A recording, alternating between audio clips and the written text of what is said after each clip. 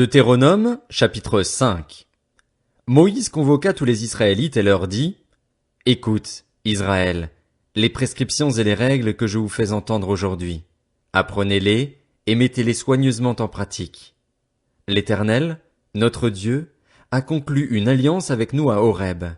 Ce n'est pas avec nos ancêtres que l'Éternel a conclu cette alliance, c'est avec nous, qui sommes ici aujourd'hui, tous vivants. L'Éternel vous a parlé face à face sur la montagne, du milieu du feu. Je me suis alors tenu entre l'Éternel et vous pour vous annoncer la parole de l'Éternel. En effet, vous aviez peur du feu et vous n'êtes pas monté sur la montagne. Il a dit, « Je suis l'Éternel, ton Dieu, qui t'ai fait sortir d'Égypte, de la maison d'esclavage. Tu n'auras pas d'autre Dieu devant moi. Tu ne te feras pas de sculpture sacrée ni aucune représentation de ce qui est en haut dans le ciel, en bas sur la terre et dans l'eau plus bas que la terre. Tu ne te prosterneras pas devant ces choses et tu ne les serviras pas, car moi, l'Éternel, ton Dieu, je suis un Dieu jaloux.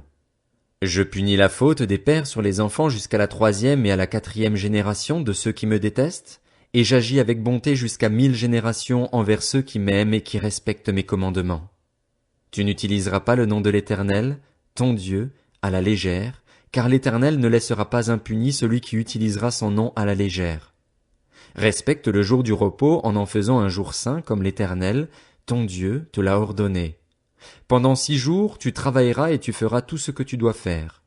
Mais le 7e jour est le jour du repos de l'Éternel, ton Dieu. Tu ne feras aucun travail, ni toi, ni ton fils, ni ta fille, ni ton esclave, ni ta servante, ni ton bœuf, ni ton âne, ni aucune de tes bêtes, ni l'étranger qui habite chez toi, afin que ton esclave et ta servante se reposent comme toi. Tu te souviendras que tu as été esclave en Égypte et que l'Éternel, ton Dieu, t'en a fait sortir avec puissance et force. Voilà pourquoi l'Éternel, ton Dieu, t'a ordonné de respecter le jour du repos. Honore ton père et ta mère comme l'Éternel, ton Dieu, te l'a ordonné, afin de vivre longtemps et d'être heureux dans le pays que l'Éternel, ton Dieu, te donne. Tu ne commettras pas de meurtre. Tu ne commettras pas d'adultère. Tu ne commettras pas de vol. Tu ne porteras pas de faux témoignages contre ton prochain. Tu ne convoiteras pas la femme de ton prochain. Tu ne désireras pas la maison de ton prochain, ni son champ, ni son esclave, ni sa servante, ni son bœuf, ni son âne, ni quoi que ce soit qui lui appartienne. Telles sont les paroles que l'Éternel a prononcées à haute voix sur la montagne, du milieu du feu, des nuées et de l'obscurité, et qu'il a adressées à toute votre assemblée, sans rien ajouter. Il les a écrites sur 2 tables de pierre qu'il m'a données. Lorsque vous avez entendu la voix du milieu des ténèbres et tandis que la montagne était tout en feu, vos chefs de tribus et vos anciens se sont tous approchés de moi, et vous avez dit, « Voici que l'Éternel, notre Dieu, nous a montré sa gloire et sa grandeur, et nous avons entendu sa voix du milieu du feu. Aujourd'hui, nous avons vu que Dieu a parlé à des hommes et qu'ils sont restés en vie. Maintenant pourquoi mourrions-nous? En effet, ce grand feu nous dévorera. Si nous continuons à entendre la voix de l'Éternel, notre Dieu, nous mourrons. Quel est l'homme, en effet, qui ait déjà entendu, comme nous, le Dieu vivant parler du milieu du feu et qui soit resté en vie? Que ce soit toi qui t'approches et écoutes tout ce que dira l'Éternel, notre Dieu. Tu nous rapporteras toi-même tout ce que te dira l'Éternel, notre Dieu, nous l'écouterons et nous le ferons. L'Éternel a entendu les paroles que vous m'avez adressées et il m'a dit, « J'ai entendu les paroles que ce peuple t'a adressées. Tout ce qu'ils ont dit est bien. Si seulement ils avaient toujours ce même cœur pour me craindre et pour respecter tous mes commandements, afin d'être toujours heureux, eux et leurs enfants. Va leur dire de retourner dans leur tente. Quant à toi, reste ici avec moi et je te dirai tous les commandements, les prescriptions et les règles que tu devras leur enseigner, afin qu'ils les mettent en pratique dans le pays dont je leur donne la possession. Vous veillerez à vous conformer à ce que l'Éternel, votre Dieu, vous a ordonné de faire, vous ne vous en écarterez ni à droite ni à gauche. Vous suivrez entièrement la voie que l'Éternel, votre Dieu, vous a prescrite, afin de vivre et d'être heureux, de vivre longtemps dans le pays dont vous aurez la possession. Deutéronome, chapitre 6. Voici les commandements, les prescriptions et les règles que l'Éternel, votre Dieu, a ordonné de vous enseigner afin que vous les mettiez en pratique dans le pays dont vous allez prendre possession, afin que tu craignes l'Éternel, ton Dieu, en respectant tous les jours de ta vie, toi, ainsi que ton fils et ton petit-fils, toutes ces prescriptions et tous ces commandements que je te donne, et afin que tu vives longtemps. Tu les écouteras donc, Israël, et tu veilleras à les mettre en pratique afin d'être heureux et de devenir très nombreux, comme te l'a dit l'Éternel, le Dieu de tes ancêtres, en te promettant un pays où coule le lait et le miel. Écoute, Israël, l'Éternel, notre Dieu, est le seul Éternel.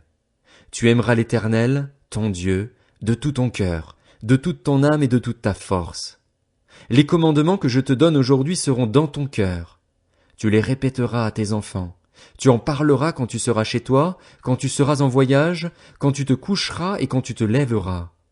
Tu les attacheras à tes mains comme un signe et ils seront comme une marque entre tes yeux. Tu les écriras sur les montants de la porte de ta maison et sur les portes de tes villes.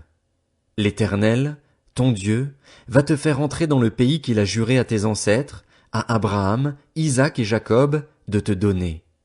Tu posséderas de grandes et bonnes villes que tu n'as pas construites, des maisons pleines de toutes sortes de biens et que tu n'as pas remplies, des citernes que tu n'as pas creusées, des vignes et des oliviers que tu n'as pas plantés. Lorsque tu mangeras à satiété, fais bien attention de ne pas oublier l'Éternel, qui t'a fait sortir d'Égypte, de la maison d'esclavage. C'est l'Éternel, ton Dieu, que tu craindras, c'est lui que tu serviras et c'est par son nom que tu prêteras serment. Vous ne suivrez pas d'autres dieux, pris parmi les dieux des peuples qui sont autour de vous, car l'Éternel, ton Dieu, est un Dieu jaloux au milieu de toi. La colère de l'Éternel, ton Dieu, s'enflammerait contre toi et il t'exterminerait de la surface de la terre. Vous ne provoquerez pas l'Éternel, votre Dieu, comme vous l'avez fait à Massa. Vous respecterez les commandements de l'Éternel, votre Dieu, ses instructions et ses prescriptions qu'il vous a données. Tu feras ce qui est droit et ce qui est bien aux yeux de l'Éternel, afin d'être heureux et d'entrer en possession du bon pays que l'Éternel a juré à tes ancêtres de te donner, après avoir chassé tous tes ennemis devant toi, comme il l'a dit. Lorsque ton fils te demandera un jour, que signifient les instructions, les prescriptions et les règles que l'Éternel, notre Dieu, vous a données? Tu lui diras, nous étions esclaves du Pharaon en Égypte et l'Éternel nous a fait sortir de l'Égypte par sa main puissante. L'Éternel a accompli sous nos yeux de grands miracles et prodiges, porteurs de malheur pour l'Égypte, pour le Pharaon et pour toute sa maison. Il nous a fait sortir de là pour nous amener dans le pays qu'il avait juré à nos ancêtres de nous donner. L'Éternel nous a ordonné de mettre toutes ces prescriptions en pratique et de craindre l'Éternel, notre Dieu, afin que nous soyons toujours heureux et qu'il nous conserve la vie, comme il le fait aujourd'hui.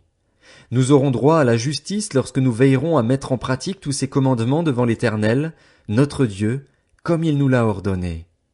Deutéronome, chapitre 7. Lorsque l'Éternel, ton Dieu, t'aura fait entrer dans le pays dont tu vas prendre possession et qu'il aura chassé devant toi beaucoup de nations, les Hittites, les Girgasiens, les Amoréens, les Cananéens, les Phéréziens, les Héviens et les Jébusiens, 7 nations plus nombreuses et plus puissantes que toi, lorsque l'Éternel, ton Dieu, te les aura livrées et que tu les auras battus, tu les voueras à la destruction. Tu ne concluras pas d'alliance avec elles et tu ne leur feras pas grâce. Tu ne contracteras pas de mariage avec ces peuples. Tu ne donneras pas tes filles en mariage à leurs fils et tu ne prendras pas leurs filles comme femmes pour tes fils. En effet, ils détourneraient tes fils de moi et ils serviraient d'autres dieux. Alors la colère de l'Éternel s'enflammerait contre vous et il te détruirait bien vite. Voici, au contraire, comment vous agirez envers eux. Vous démolirez leurs autels, vous briserez leurs statues, vous abattrez leurs poteaux sacrés et vous livrerez aux flammes leurs sculptures sacrées. Tu es un peuple saint pour l'Éternel, ton Dieu. L'Éternel, ton Dieu, t'a choisi pour que tu sois un peuple qui lui appartienne parmi tous les peuples qui sont à la surface de la terre. Ce n'est pas parce que vous dépassez tous les peuples en nombre que l'Éternel s'est attaché à vous et vous a choisi. En effet, vous êtes le plus petit de tous les peuples. Mais c'est parce que l'Éternel vous aime, parce qu'il a voulu tenir le serment qu'il avait fait à vos ancêtres, qu'il vous a fait sortir par sa main puissante et vous a délivré de la maison d'esclavage, de la main du Pharaon, roi d'Égypte. Sache donc que c'est l'Éternel, ton Dieu, qui est Dieu. Ce Dieu fidèle garde son alliance et sa bonté jusqu'à la 1000e génération envers ceux qui l'aiment et qui respectent ses commandements. En revanche, il rend directement leur dû à ceux qui le détestent et il les fait périr. Il ne tarde pas à agir envers celui qui le déteste, il lui rend directement son dû. Ainsi, respecte les commandements, les prescriptions et les règles que je te donne aujourd'hui, mets-les en pratique. Si vous écoutez ces règles, si vous les respectez et les mettez en pratique, l'Éternel, ton Dieu, gardera envers toi l'alliance et la bonté qu'il a promise avec serment à tes ancêtres. Il t'aimera, il te bénira et te multipliera. Il bénira tes enfants, le produit de ton sol, ton blé, ton vin nouveau et ton huile, les portées de ton gros et de ton petit bétail, dans le pays qu'il a juré à tes ancêtres de te donner. Tu seras béni plus que tous les peuples. Il n'y aura chez toi ni homme ni femme stérile, ni bête stérile parmi les troupeaux. L'Éternel éloignera de toi toute maladie. Il ne t'enverra aucune des mauvaises maladies d'Égypte que tu connais, mais il en frappera tous tes ennemis. Tu supprimeras tous les peuples que l'Éternel, ton Dieu, va te livrer, ton regard sera sans pitié envers eux. Tu ne serviras pas leur Dieu, car ce serait un piège pour toi. Peut-être diras-tu dans ton cœur, ces nations sont plus nombreuses que moi. Comment pourrais-je les chasser? N'aie pas peur d'elles. Souviens-toi de ce que l'Éternel, ton Dieu, a fait au Pharaon et à toute l'Égypte. Souviens-toi des grandes épreuves que tes yeux ont vues, des miracles et des prodiges, de sa force et sa puissance lorsqu'il t'a fait sortir d'Égypte. C'est ainsi que l'Éternel, ton Dieu, agira envers tous les peuples que tu redoutes. L'Éternel, ton Dieu, enverra même les frelons contre eux, jusqu'à la disparition des survivants et de ceux qui te seraient cachés. Ne sois pas effrayé à cause d'eux, car l'Éternel, ton Dieu, est au milieu de toi. Il est un Dieu grand et redoutable. L'Éternel, ton Dieu, chassera peu à peu ces nations loin de toi.